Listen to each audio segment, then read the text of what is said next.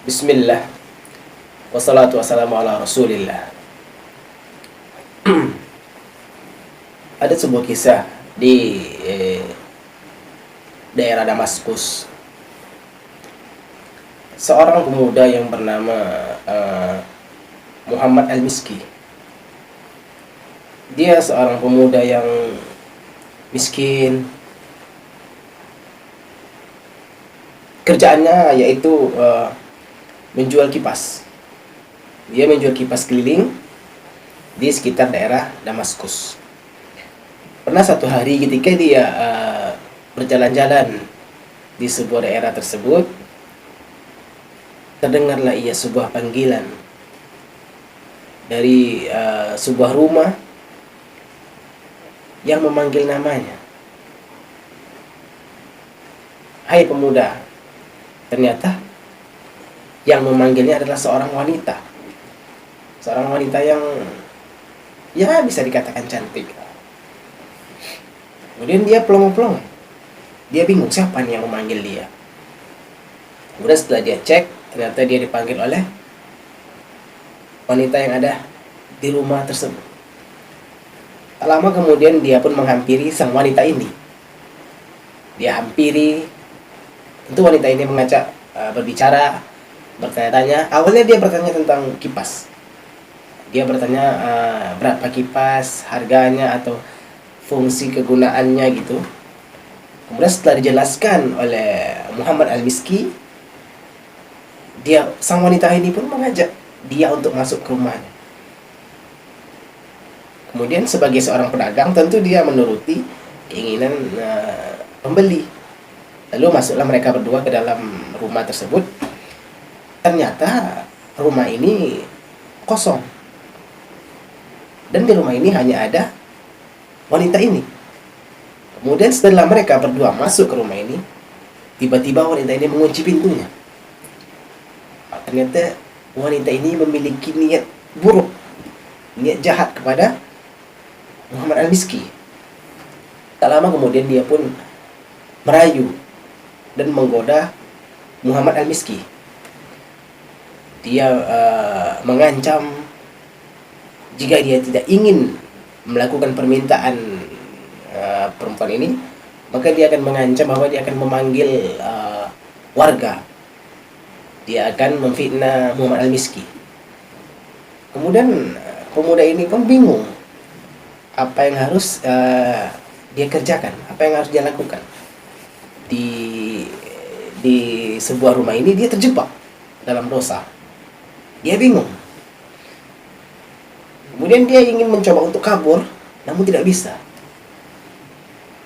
Jika kita berada di posisi ini, apa yang akan kita lakukan? Wanita yang cantik, dia di rumah sendiri, hanya kita berdua dengan dia. Namun berbeda dengan Muhammad Al-Miski, dia begitu takut pada Allah Tabaraka wa Ta'ala. Dia bergemetaran seluruh tubuhnya. Dia bingung apa yang harus dia lakukan. Tak lama kemudian dia pun diberikan taufik oleh Allah Subhanahu wa Ta'ala. Dia ingin izin untuk ke kamar kecil atau ke kamar mandi. Dia tidak ingin buang hajat. Dia hanya ingin permisi untuk menenangkan pikirannya. Kemudian setibanya dia di kamar kecil atau di kamar mandi ini, dia menenung, memikirkan apa yang harus dia lakukan. Kemudian tak lama setelah itu, dia melihat di lubang kloset, di tempat orang pembuang kotoran itu.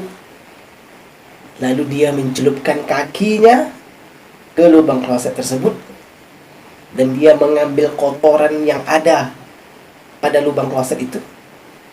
Kemudian dia usapkan ke seluruh tubuhnya. Dia usapkan kepada seluruh badannya, seluruh bajunya. Kemudian dia keluar dari kamar mandi. Setelah dia keluar dan wanita ini melihat dia, lantas wanita ini pun terkejut. Dan dia berteriak sendiri. Dia mengatakan bahwa kamu ini gila. Apa yang kamu lakukan dengan kotoran ini? Namun Muhammad Al-Miski pun tetap tenang ketika dikatakan seperti itu.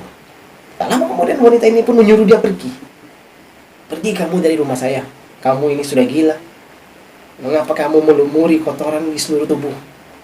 Pergi kamu keluar. Setelah dia keluar dari rumah tersebut, dia merasa terbebas dari sebuah dosa, maksiat. Dia merasa terbebas.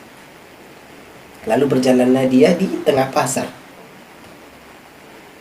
Alhasil semua orang akan melihat dia dan menjauhinya karena kotoran yang ada pada tubuhnya, kotoran yang melekat pada bajunya. Namun berlalu waktu besoknya, Masya Allah, dia mendapat karomah.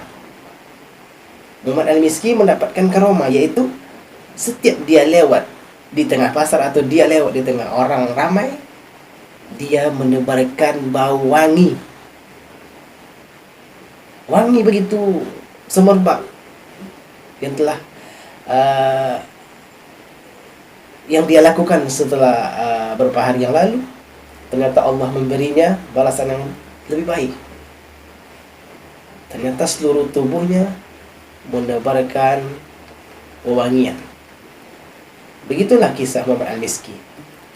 Dia yang begitu sungguh-sungguh takut pada Allah Subhanahu wa taala, dan dia mendapatkan karomah dari sesuatu yang dia yakini itu akan menjebak dia dalam dosa.